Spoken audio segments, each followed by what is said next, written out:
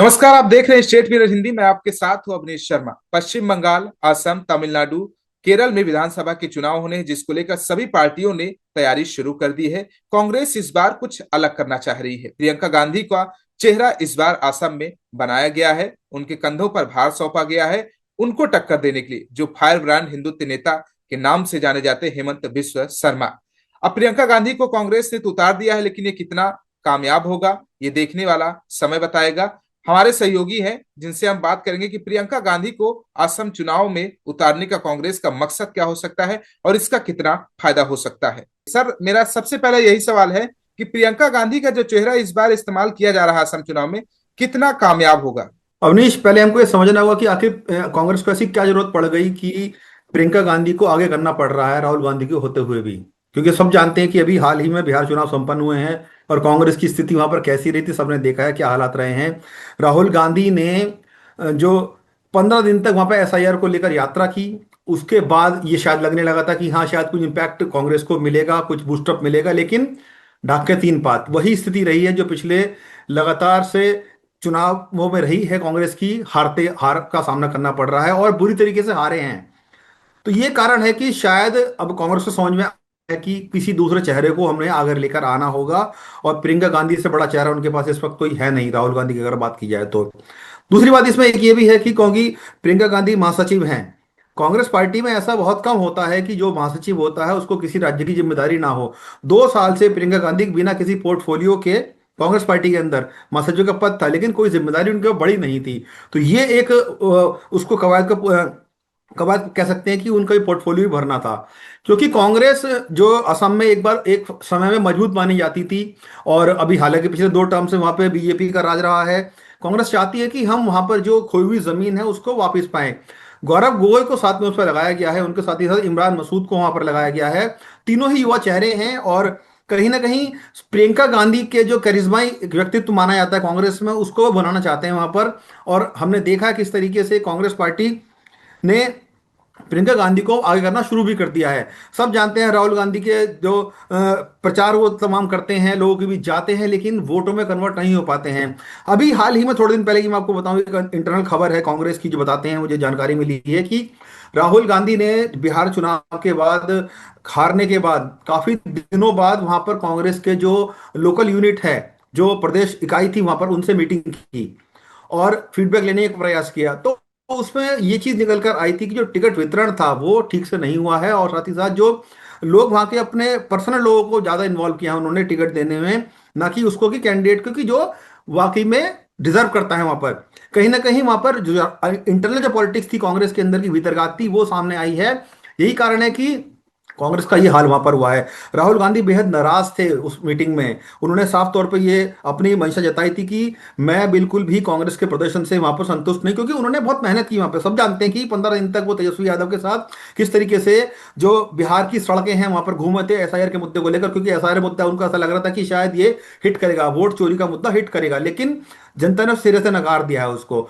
अब क्योंकि अगले चुनाव जल्दी होने वाले हैं, ऐसे में प्रियंका गांधी को आगे करना कांग्रेस की सोची समझी रणनीति लग रही है, क्योंकि उनको लगता है कि असम एक ऐसा स्टेट है जिसको वापस पा सकते हैं। हालांकि इतना आसान होगा नहीं, क्योंकि हेमंत बिस्व शर्मा की जो लोकप्रियता वहां पर है वो इस टाइम बहुत सर चढ़कर बोल रही है जनता के ऊपर। और कहीं ना कहीं बीजेपी इस वक्त मजबूत स्थिति वहां पर नजर आती है। ऐसे में प्रियंका गांधी को वहां पर लेकर जाना कितना बड़ा ये अच्छा साबित होगा, ये तो आने वाले समय में पता चलेगा। लेकिन हाँ, कांग्रेस ये जरूर चाहती है कि वहां पर मजबूती से चुनाव लड़ा जाए, क्योंकि 3 नाम वहां पर आगे कर दिए गए हैं। गौरव गोगोई है, इमरान मसूद है। इमरान मसूद वो चेहरा है जो लगातार प्रियंका गांधी की तारीफ करते रहते हैं। पीछे उन्होंने उनका वो ये भी तक बोल दिया था कि उनको प्रधानमंत्री बनाना चाहिए कांग्रेस की तरफ से, अगर कांग्रेस पार्टी सत्ता में आती है तो। एक अलग तरह बहस छेड़ी थी उन्होंने। तो कहीं ना कहीं वो उनके सपोर्ट के माने जाते हैं, उनका सपोर्ट अच्छा रहता है उनको। और गौरव गोगोई वहां से लोकल लीडर हैं, कांग्रेस के वरिष्ठ नेता हैं और सांसद हैं। तो उन तीनों की तिकड़ी क्या कमाल कर पाएगी, ये तो बड़ा भविष्य बताएगा। सर, यहीं से मेरा सवाल हो जाता है कि कांग्रेस ने तो पहली बात युवा चेहरा वहां पर उतारे हैं और एक प्रियंका गांधी महिला है। ये भी फैक्टर हम्म। है। लेकिन इनका फैक्टर एक हिंदुत्व नेता मतलब हेमंत बिस्व शर्मा के सामने कितना कामयाब होगा, ये भी बेहद जरूरी है। हिंदुत्व का चेहरा विश्व शर्मा जरूर बने हुए हैं असम में। और जिस तरीके से वो लगातार वो जो धर्मांतरण की बात हो या बांग्लादेशी घुसपैठियों की बात हो, उसकी बात तो लगातार करते रहे हैं। हेमंत बिस्व शर्मा पिछले 5 सालों में एक ऐसा चेहरा उभर कर आए हैं बीजेपी के लिए, जो कि कट्टर हिंदुत्व का नाम बनते जा रहे हैं। कांग्रेस से भले ही आए हैं वो, लेकिन जो पूरी छवि है उन्होंने अपनी बिल्कुल बदल के रख दी है। और ये प्रयास उनका रहा है इन पूरे टेन्योर में अपने आप को, कि किस तरीके से वो हिंदुत्व को लेकर चलने वाले नेता हैं और असम की जनता को लेकर उनके मन में क्या विचार है। क्योंकि असम में सबसे बड़ा जो एक मुद्दा है वो घुसपैठिए का है, बांग्लादेशी घुसपैठियों का है। अगर उनका ये भी कहना है कि अगर 5 साल में इनको नहीं रोका गया तो असम बंगाल बनने से पीछे नहीं छूटेगा, बांग्लादेश बन जाएगा। और ये लगातार बात होती भी आई है। अभी हमने देखा है कि हाल में जिस तरीके से बांग्लादेश में शांति फैली हुई है, जो वहां के नेता है मोहम्मद यूनुस, अंतरिम सरकार के चीफ हैं, उनका ये कहना है कि नॉर्थ ईस्ट के जो 7 सिस्टर्स, जिसको 7 सिस्टर्स हम कहते हैं, 7 स्टेट्स हैं, उनको काटने की बात उन्होंने कही कि ये तो चाइना का ही है, हमसे ज्यादा दूर दूरी नहीं है, इसकी कोई छोटी सी दूरी है। तो तरह तरह के बयान उन्होंने दिए हैं जिसमें असम को खासा इफेक्ट होता है। तो ऐसे में हेमंत बिस्व शर्मा ने एक स्टैंड लिया हुआ है कि जो घुसपैठी हैं उनको वहां से निकालना है। एसआईआर को लेकर वो बहुत कृतज्ञ नजर आते हैं कि हाँ, एसआईआर यहाँ पर होना जरूरी है। और जब ने पहले भी देखा एनआरसी को लेकर भी उन्होंने बहुत सारे प्रयास किए थे। तो तरह तरह की चीजें करते रहते हैं। लेकिन कांग्रेस को इस बात का डर है कि जो वो मुस्लिम वोट बैंक है, कहीं ना कहीं उसको, वो अगर हमारे पक्ष में आ जाता है, हम उनके जमीन की लड़ाई लड़ते हैं। जो कि एसआईआर इस वक्त चल रहा है देश के अलग अलग राज्यों में, और असम में घुसपैठिया सबसे बड़ा मुद्दा है। असम में कांग्रेस उस मुद्दे को लेकर जाना चाहती है। तभी इमरान मसूद जो मुस्लिम चेहरा है कांग्रेस के, वो वहां पर हैं, उनको लेके जाया जा रहा है। प्रियंका गांधी अपने आप में एक बड़ा नाम है कांग्रेस की तरफ से, वही तो वहां पे लोकल लीडर है ही है, वहां के सब जानते हैं उनको।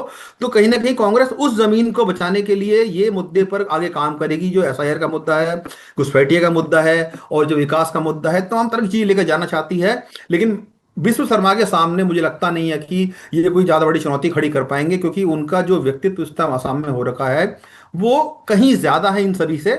और चुनौती बहुत बड़ी मिलने वाली है उनको विश्व शर्मा से। बिल्कुल सर, जैसे आपने कहा कि असम में सुरक्षा को लेकर के एक बड़ा मुद्दा रहता है। और मैं कई रिपोर्ट्स अभी पढ़ रहा था कि उसमें प्रियंका गांधी जो पिछले चुनाव में था विधानसभा के, उसमें पर्दे के पीछे से काम किया था उन्होंने। और वोट शेयरिंग इनका काफी नजदीक था बीजेपी से। और इन्होंने हम्म। 126 में से 75 तो एनडीए जीती थी। तो वोट शेयरिंग को देख करके कांग्रेस ने इस बार फ्रंट पे ला दिया हो प्रियंका गांधी को। देखिए, एनडीए की अगर बात करें, जो वोट प्रतिशत था, मैं आपको बता दूं, मेरे पे आंकड़े हैं उसके, करीब करीब 43.9% जो वोट था वो एनडीए को मिला था। और जिस 0.3% वोट मिले थे, तो अंतर बहुत ज्यादा नहीं था। मैं से 1.6% का अंतर था। क्योंकि हिम्मत बिस्व शर्मा जिस तरीके से पिछले अपने टेन्योर में उभर कर सामने आए हैं, जनता के बीच अच्छी खासी पैठ उन्होंने बनाई है। चाहे वो क्षेत्रीय मुद्दा हो, या अंतर्राष्ट्रीय सीमा का मुद्दा हो, या घुसपैठिया का मुद्दा हो, तमाम तरह के ऐसे मुद्दे हैं जिनको लेकर वो काम करे हैं। और उसमें सबसे बड़ी बात एक ये भी आती है, हिम्मत विश्व शर्मा लगातार ये कहते रहते हैं कि कांग्रेस पार्टी असम में खास तौर से भाई भतीजावाद से घिरी हुई है। गौरव गोगोई, जो कि उनके पिताजी पहले मुख्यमंत्री वहां हुआ करते थे, उसके बाद से गौरव गोगोई को वहां कमान देने की बात की गई है। अब कांग्रेस पार्टी के अंदर ही उन्हें कहते हैं कि राहुल गांधी, प्रियंका गांधी, सोनिया गांधी, तीनों के बीच ही पूरी कांग्रेस की धुरी घूम रही है। तो वो इस मुद्दे को भी बहुत उठाते हैं कि कांग्रेस पार्टी जो है परिवारवाद से निकली एक पार्टी है, वो अपने आगे किसी को समझती नहीं है, कुछ उनके उसके सामने उनको किसी का दिखता भी नहीं है। ये कुछ ऐसे मुद्दे हैं जो हेमंत बिस्व शर्मा लगातार उठा रहे हैं। और हमने ये देखा है कि जो वोट शेयरिंग पिछली बार थी वो भले ही बहुत थोड़ी थी, लेकिन मुझे लगता है कि इस बार कहीं ना कहीं मामला बिल्कुल उल्टा हो सकता है। इस बार जो हेमंत बिस्व शर्मा की लोकप्रियता है वो कहीं ना कहीं उनको बहुत फायदा करेगी। और हालांकि कांग्रेस पार्टी जाहिर तौर पर, कोई भी पार्टी जब चुनाव लड़ती है तो वो चुनाव जीतने के हिसाब से लड़ती है, लेकिन जो अभी स्थिति नजर आती है अपनी, वो यही है कि हेमंत बिस्व शर्मा की लोकप्रियता कहीं ज्यादा है इस वक्त कांग्रेस के उन लीडरों से जो सेंटर में अपने आप को मौजूद मानते हैं। लेकिन अगर स्टेट की बात की जाए असम की, तो वहां पर हेमंत बिस्व शर्मा उन पे कहीं भारी पड़ते रहे। हाँ, कह सकते हैं सर कि भले प्रियंका गांधी को उतार दिया गया हो, टक्कर की हो सकती है, मगर हेमंत बिस्व शर्मा को चोट नहीं पहुंचेगी। लेकिन सर मेरा एक और सवाल है कि असम में जातिवाद की राजनीति कैसी है? कौन सा जाति का वर्चस्व है? देखिए, जातियों की अगर बात की जाए तो वहां पर सब जानते हैं किस तरीके से मुस्लिम बहुल सीटें वहां पर बहुत ज्यादा हो चुकी हैं। और अन्य जो दूसरी जातियां हैं वो अन्य तमाम जातियां, हालांकि मुझे आंकड़े उनके नहीं पता है, याद नहीं आ रहे हैं अभी मेरे पास, आंकड़े जातियों के है भी नहीं वहां पे। लेकिन हाँ, इतना जरूर है कि वहां पर जातिवाद के नाम पर वोट फिर से अगर जो पड़ता है तो मुस्लिम समाज में पड़ता है। ऐसा हमको पता है, क्योंकि मुस्लिम बहुत सीटें वहां पे बहुत सारी हो गई हैं। और तमाम जो ऐसे संगठन है वहाँ पे, जो हमने देखा है कि वो अलग अलग समाज से आते हैं, चाहे उल्फा हो या अलग तरह जो उल्फा संगठन बनाया जाता था, वो संगठन है, अल्फा है, बहुत सारे संगठन, यूआईडी है, कई ऐसे संगठन है जो वहाँ पर काम भी करते हैं। और कई सारे युवा संगठन भी हैं जो मिलकर काम करते हैं। लेकिन हेमंत बिस्व शर्मा ने वहाँ पर उन सभी को कहीं ना कहीं अपने पक्ष में किया हुआ है। वो सिर्फ किस लिए किया हुआ है? एक तो वो जो बॉर्डर डिस्प्यूट की बात करते हैं, घुसपैठी की बात करते हैं, क्योंकि असम के लोगों को ये लगता है कि जो उनका हक की चीजें हैं, वो जो बांग्लादेश से लोग आए हुए हैं वो उनको दोहन कर रहे हैं, उनका हक मार रहे हैं। वहीं अगर हम मुस्लिम समाज की बात की जाए तो जो कि बड़ी संख्या में वहां पर बन बन गया है और वोट बैंक बन चुका है, यही कारण है कि वहां पर कांग्रेस भी अपनी जमीन तलाश रही, क्योंकि उनको पता है कि जो मुस्लिम वोट है वो कहीं ना कहीं उनके सपोर्ट में आ जाएगा। और और भी अन्य ऐसे दल हैं छोटे मोटे जो असम में जो काम करते हैं और जो पार्टियां बना के चल रहे हैं, तो वो सब लोग मिलने की कोशिश करेंगे। लेकिन फिर सवाल वही है, क्या हेमंत विश्व शर्मा की लोकप्रियता को मैच कर पाएंगे? जातीय समीकरण हर जगह देखे जाते हैं अवनीश, हम सब जानते हैं कि भारत एक ऐसा बिल्कुल। देश है, तो कोई भी राज्य हो वहां पर जातीय समीकरण बहुत इंपॉर्टेंट होते हैं। लेकिन असम की जो एक डेमोग्राफी है वो डिफरेंट डेमोग्राफी है। जातीय समीकरण वहां भी जरूर होते हैं, लेकिन चूंकि जो डिस्प्यूट है वहां पर सबसे बड़ा लैंड का है और बॉर्डर्स का है, क्योंकि बांग्लादेशी घुसपैठी सबसे बड़ा मुद्दा वहां पर है। मुझे लगता है कि वो मुद्दा कहीं ना कहीं उन जातियों पर भारी पड़ जाएगा, और जो बीजेपी कहीं ना कहीं उसको बनाने में हो सकता है कैश इन कर ले, या हो सकता है कांग्रेस मुद्दे को पकड़कर बैठ जाए ताकि जो मुस्लिम वोट है वो इंटैक्ट हो जाए, वो इनके पक्ष में आ जाए। मतलब साफ है कि कांग्रेस 10 साल का वनवास खत्म करने के लिए एक युवा चेहरा भी लगाया हुआ है, दूसरी तरफ महिला भी है, लेकिन एक हिंदुत्व फायरब्रांड नेता हेमंत बिस्व शर्मा को टक्कर देना कह सकते हैं, मगर उनको चोट नहीं पहुंचेगी। शुक्रिया सर जानकारी देने के लिए और स्टेट मेयर के साथ जुड़ने के लिए। Thank you Awanish.